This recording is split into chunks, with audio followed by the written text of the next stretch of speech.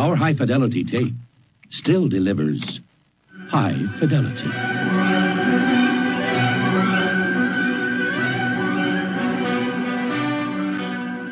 Forget the vinyl revolution. For old school music fans who remember that iconic commercial, cassettes are making a comeback.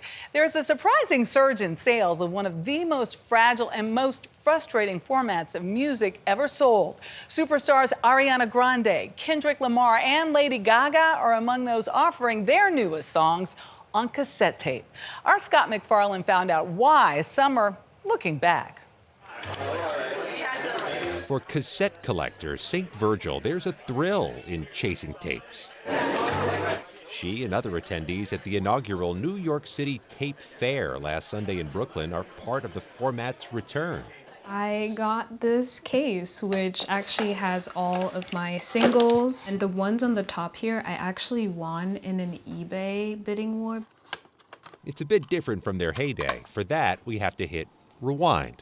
Yves Mondesay is a hip-hop DJ in New York. The best thing a label could put out. His stage name is DJ Who Kid. Nobody dares get on those beats. But he has arguably one of the greatest nicknames in music, the Mixtape King. It's a cool title because of, I'm part of like the DNA of that process. When you were young, when we were young, did you listen to the radio and hit That's the record button? Oh man, I was like, first of all, I don't even remember having a TV. The Mixtape King eventually took it to a different level. This is not a mixtape. This is a revolution. He prodigiously made tapes in the 80s and sold them on the underground market, using that success to launch his radio career. We burned like, 15,000 tapes, cassette tapes. It was more like an adrenaline rush when you drop the tape and then all the artists are like looking for you. I would just like wait, probably like 2, 3 in the morning, where I know Jay-Z blocked out the studio from 12 to 5. Everybody comes out. This is where I go in now. Pay the production guy or the sound guy or whatever, and he gives me the whole session. Before Spotify, Pandora, and iTunes, cassettes dominated. At home, fans curated their own mixes on 90-minute blank tapes. Now, the making of a good compilation tape is a very subtle art. Black Flag, Dead Kennedys, Circle Jerks, any of the bands who really made a mark, they were releasing it on cassette. Author and former music journalist Stephen Blush covered the emergence of punk music and other genres in the 1980s for top music magazines. We caught up with Blush at Academy Records in Brooklyn. If you were a punk act coming up here in the 80s, you're doing your own stuff on cassette to get the job. Correct. I feel that the explosion of musical acts connects directly to the rise of cassette culture. But tapes were so fragile and fickle, so reliably unreliable, the format died quickly in the 90s as sturdier CDs took charge. But at record stores like this one, there are signs of a cassette rebirth. There's nothing digital here. No, there's nothing digital here. Co-owner Corey Fireman has them priced between a few bucks and $20 for rarer material. Do you think having like a physical thing that is small, that holds this thing that you really love is real and cool? What types of people would actually want something like this? I think that there's a surprising amount of young kids who want it. I'd say like 20-year-olds. And the resurgence is being fueled by artists like Harry Styles and Billie Eilish, now selling some of their music on cassette to people who now also have the trendy portable tape players. I know there are other people who are like, oh, but the sound quality, I think for me, that's what's endearing about it. Whatever dollar amount you think I paid, lower it. 28-year-old St. Virgil has reached her target on TikTok, physical media enthusiasts. Virgil, who inherited her late father's tape collection at 16, is in the hobby for a few reasons.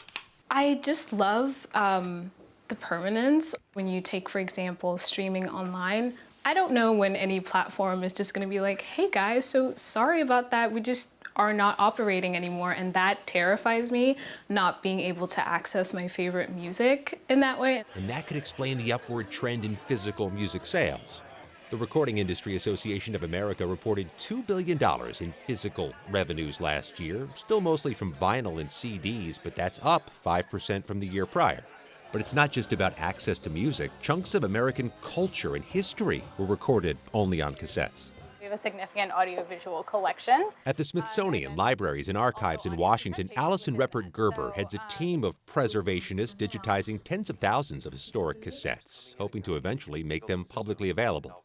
So here you can see that we have a couple of compact audio cassette tapes, but we also have lots of other formats in here, and this is very typical of the types of collections that we get. Unidentified scholar. And so this comes back to the problem of knowing what is on tapes. Part of audiovisual preservation, a huge part of it is discovery. The other huge part? It's the race against time as tapes degrade and tape decks reach obsolescence. From historic speeches survival itself was enough of a problem to one-of-a-kind folk performances. Conservator Dave Walker showed us the preservation process. And putting it into a new holder, a new cassette. Exactly, because there's little parts in here too that can either be damaged or are sometimes missing. So with this, I'm going to carefully reshelling, cleaning, photographing, cataloging, digitizing, and housing tapes with all their inconsistencies. With all that work involved, it does beg the question, why bring back such a fragile medium? For some, that labor of love is part of the appeal. I was never really a tinkerer or like any sort of handyman or repairman, but I now know how to repair a cassette tape drive and how to fix the batteries and everything. I think I have a really close relationship with the actual tapes themselves. It almost feels like I have a piece of the artist's soul in my hand. A future for old tapes, other than the shoebox beneath your bed. For CBS Saturday Morning, I'm Scott McFarland, on the B-side in Washington. Kids are like, well, on the B-side. Yeah, it's the flip side. Yeah. You know what? I do miss those covers and being able to read about some of the music. That I miss in any of those meetings. You know what? Because I would play out a cassette. I remember that everything from Out of Africa, Barbra Streisand. I mean, I would listen, and with each listen, I would hear the degrading. Because I would play it over and over on my 40-minute ride to work. The first cassette that comes to mind for you is Out of Africa. I literally would listen to Out of Africa, and I would listen to Once on This Island, which was a Broadway musical. I'm weird, okay? But we love you weird. Yeah, I'm just saying.